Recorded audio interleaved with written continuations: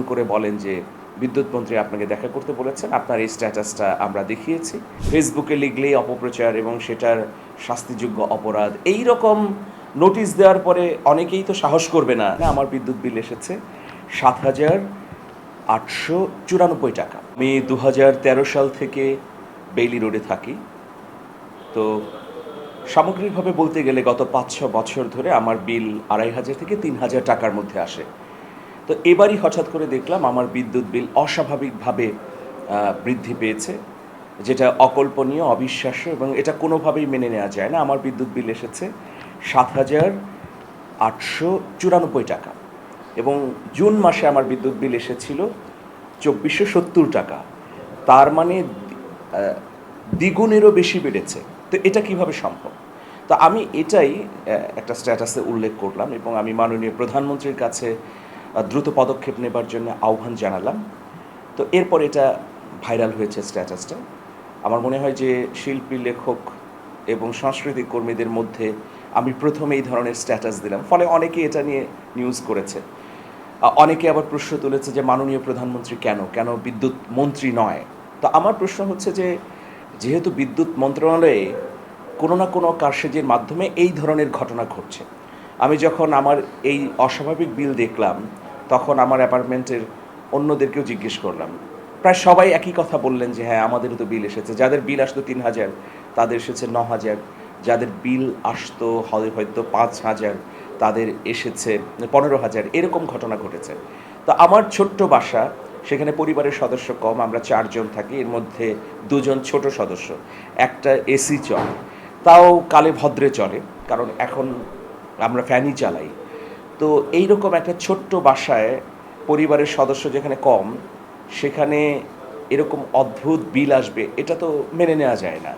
তো আমি যখন মিটার রিডারকে ফোন দিলাম, মিটার রিডার কিছুক্ষণ চুপ থেকে তিনি বললেন যে আমি এটা বিচার বিশ্লেষণ করে জানাবো।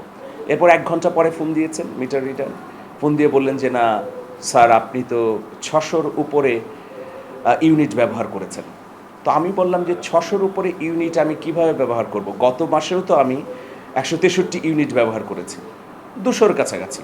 তো সেইখানে ৩ গুণ ৬০০ ইউনিটের উপরে ব্যবহার হয়েছে, এটা তো কল্পনা করা যায় না। আমার গত মাসে বিল এসেছে ২৪৭০, তাহলে এবার যদি দ্বিগুণ হয় সর্বোচ্চ ৫,০০০ টাকা হতে পারে, কিন্তু সেটা ৭,০০০ মানে ৮০০ টাকায় পৌঁছে যাবে, এটা তো অবাক ব্যাপার, এটা তো নিশ্চয়ই ভুতুড়ে। তো যাই হোক, এই কথা বলার পরে মিটার রিডার ফোন রেখে দেয় এবং এরপরে আরও ১ ঘন্টা পরে ফোন দেয়, বলে যে আপনি একটা স্ট্যাটাস দিয়েছেন সম্ভবত, তো হেড অফিস থেকে ফোন করেছে যে বেইলি রোডের এরকম একজন বাসিন্দা স্ট্যাটাস দিয়েছে, তো এটা তো আমাদের জন্য সমস্যা হচ্ছে, তো ওনাদের সঙ্গে আপনি যোগাযোগ করেছেন কিনা, মানে তার ঊর্ধ্বতন কর্মকর্তা ফোন করে।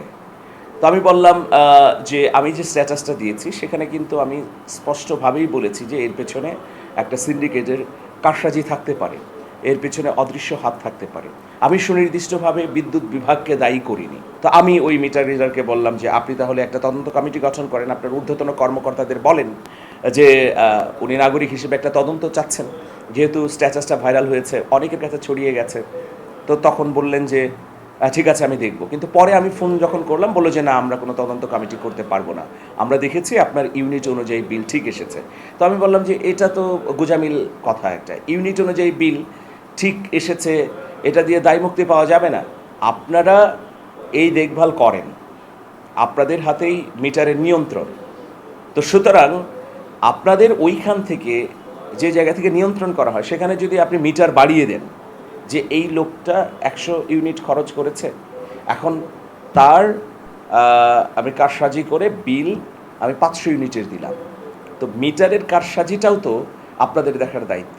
যাই হোক, সে আর কিছু বলেনি, চুপ করে ছিল। কিছুক্ষণ পরে মহসিন কবির ভাই নামে আমাদের সাংবাদিক ইউনিয়নের একজন পরিচিত নেতা এবং তিনি সচিবালয়ের সক্রিয় একজন সাংবাদিক, তিনি ফোন করেন। ফোন করে বলেন যে বিদ্যুৎ মন্ত্রী আপনাকে দেখা করতে বলেছেন, আপনার এই স্ট্যাটাসটা আমরা দেখিয়েছি। তো তিনি দেখার পরে বলেছেন যে আমিরুল মোমিনীর মানিক যারা আমার সঙ্গে দেখা করে এই কাগজটা নিয়ে। আমি অনেক চিন্তা ভাবনা করলাম যে আমি দেখা করব কি না। তো মহসিন কবির ভাই বললেন যে আপনি দেখা করলে আপনার সমস্যার সমাধান করে দেবেন। তো বিষয়টা তো কেবলমাত্র আমার ব্যক্তিগত না, এটা হাজার হাজার মানুষের হয়েছে।